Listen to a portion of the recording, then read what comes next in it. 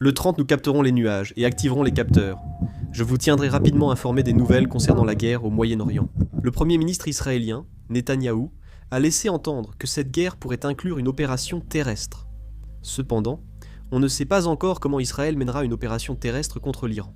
Le commandant de la force aérospatiale des gardiens de la révolution iranienne est aussi mort à Ispahan. Le quartier général du Basij à Semnan a été détruit par une attaque israélienne. D'importants dégâts, dont de grands cratères et des bâtiments détruits, sont signalés à l'aéroport international de Bandar Abbas. Dans la région d'Avaz, une unité blindée iranienne a été attaquée.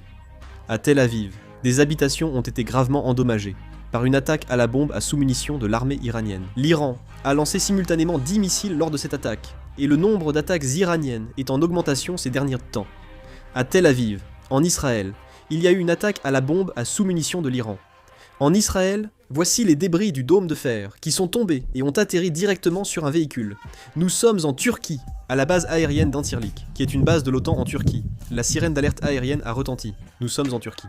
Après le déclenchement de l'alerte aérienne à la base aérienne d'Antirlik, une ambulance s'est déplacée en urgence. Nous sommes en Turquie. C'est juste après le déclenchement de l'alerte aérienne. Sur les réseaux sociaux, des informations circulent concernant une attaque de missiles. Le commandement central des États-Unis a diffusé une vidéo de frappe aérienne sur l'entrée du tunnel de la base de Tajabad en Iran, près du détroit d'Ormuz, et sur des sites de lancement de missiles. Des bombes anti-bunker GBU-7E de 5000 livres auraient été utilisées lors de la frappe. L'armée américaine a aussi envoyé des Hadiths pour attaquer la marine iranienne. Selon Axios, les États-Unis envisagent de bloquer ou occuper l'île de Kark.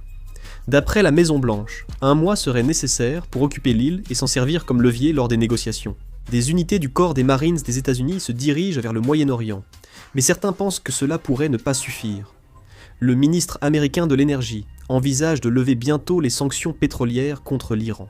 Un réserviste de l'unité du dôme de fer d'Israël a été arrêté pour espionnage au profit de l'Iran. Il aurait fourni des informations militaires contre 1000 $, soit environ 1,5 million de won. Le porte-parole en chef de l'armée iranienne a prévenu que parcs et sites touristiques mondiaux ne seraient plus sûrs pour les ennemis de Téhéran. L'Ukraine affirme que les États-Unis et les pays du Golfe utilisent le système Patriot de façon inefficace.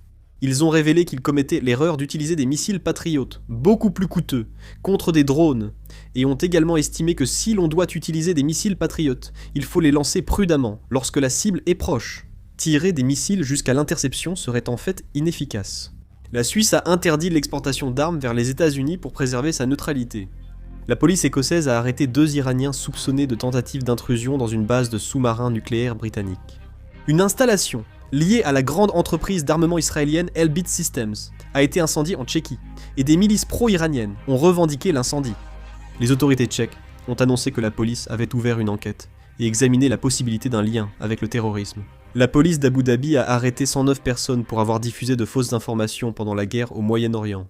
Le président syrien Ahmed al-Shara a affirmé que son pays voulait éviter d'être entraîné dans la guerre au Moyen-Orient. L'agence de presse nationale Sana l'a annoncé. Si de nouvelles informations arrivent, nous publierons une vidéo. Merci, c'est la fin.